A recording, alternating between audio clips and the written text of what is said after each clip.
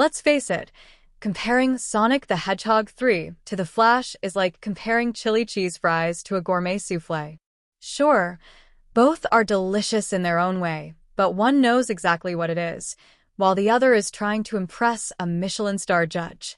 So, buckle up, because we're about to dive into this hilariously mismatched showdown.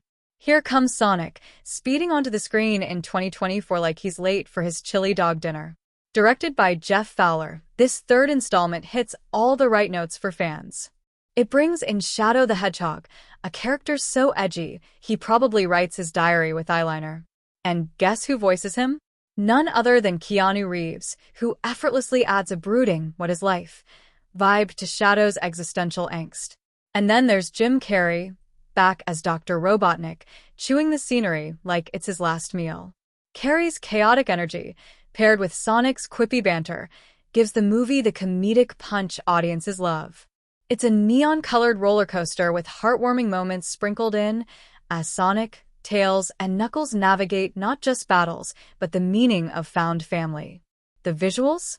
Not groundbreaking, but they're as colorful and vibrant as a Saturday morning cartoon, which is kind of the point. It's fun. It's fast. It's family-friendly. And let's not forget the box office. $422 million globally. Sonic sprinted across the finish line while holding hands with his audience. Then we have The Flash, the DC superhero epic that entered theaters in 2023. This movie tried to be everything everywhere all at once, but without the googly eyes on rocks to hold it together. Barry Allen, played by Ezra Miller, races through time and multiple universes, bringing Michael Keaton's Batman out of retirement, which was supposed to be nostalgic, but ended up being more confusing than comforting.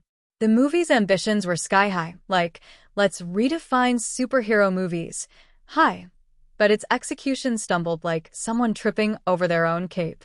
Between Barry's emotional journey to save his mom, which, yes, pulls at the heartstrings, and the multiverse chaos, which pulls at your patience, The Flash felt like a buffet of ideas that didn't quite gel. And oh boy, the controversies. The off-screen drama surrounding Ezra Miller didn't help matters. Combined with pacing issues and an overly complicated plot, the film couldn't connect with its audience the way it hoped. It ended up being more of a slow-motion fall than a high-speed victory, with disappointing box office results to boot.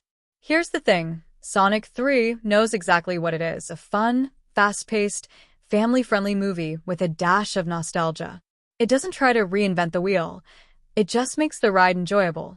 The Flash, on the other hand, tries to be the wheel, the car, and the whole racetrack, only to run out of gas halfway through.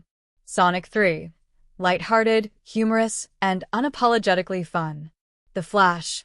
Dark, dramatic, and occasionally bogged down by its own ambition. Characters. Sonic 3. A lovable trio of heroes, a hilariously chaotic villain, and a cool new anti-hero. The Flash. Barry Allen's emotional arc is strong, but it's buried under a pile of multiverse complications. Box office. Sonic 3. $422 million globally. That's Sonic doing donuts around The Flash. The Flash, a box office underperformance that left DC fans scratching their heads. Conclusion. Sonic speeds past the finish line. So, is Sonic the Hedgehog 3 the better Flash movie? Absolutely. Sonic doesn't need to mess with timelines or multiverses to win hearts.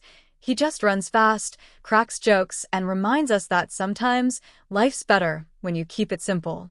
Meanwhile, The Flash gets points for ambition but loses them just as quickly for overcomplication. In the end, Sonic wins not just the race, but the hearts of audiences everywhere. Plus, let's be real. When was the last time you heard someone say, "I wish my superhero movie had fewer hedgehogs"?